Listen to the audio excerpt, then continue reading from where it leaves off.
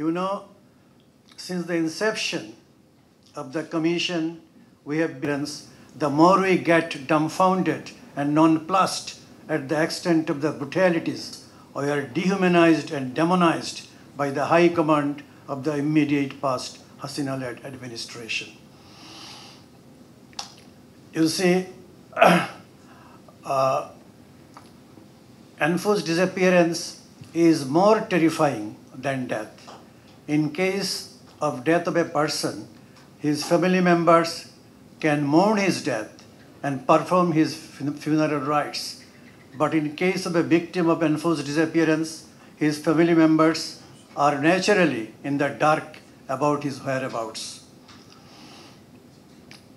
They are often left suspended in a void of uncertainty, torn between hope and despair, and burdened with a social stigma.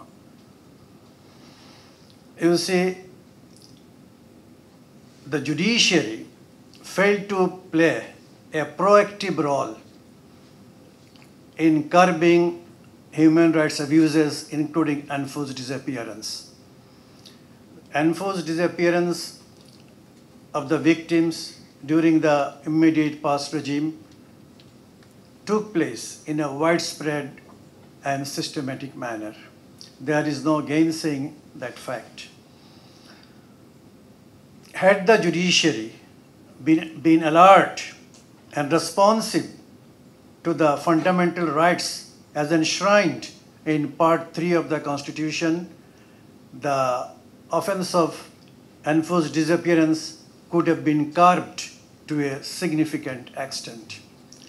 As you know, the judiciary is the guardian of justice, the shield of the vulnerable, and the compass of democracy. But regrettably, the judiciary signally failed to protect the fundamental rights of the people during the period under reference. The best guarantee of justice, in my humble view, is the personality, efficiency, impartiality, and boldness of the judge concerned. I have the firm conviction that by dint of his unquestionable integrity, impeccable impartiality, profundity of knowledge, and towering personality, a judge can still command unqualified, unwavering, and unflinching respect from the people in general and the members of the bar in particular. A judge should treat every case, whether involving the Prime Minister or a man in the street, with equal vigor and fervor. As the judges don their robes every morning, they should remember the words of the Constitution.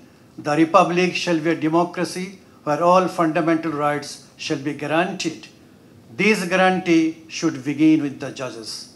Let us build a judiciary where a garment worker in Sylhet, or a street vendor in Dhaka, or a rickshaw driver in Kulla can alike say, we trust the court, we trust the judiciary.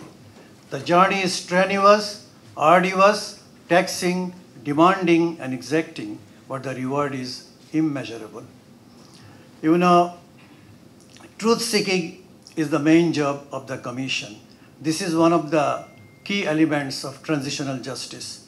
The other elements of transitional justice are prosecution of the alleged perpetrators of enforced disappearance, reparations are to be paid to the victims and the members of the affected families, and they must be rehabilitated and integrated into the mainstream society.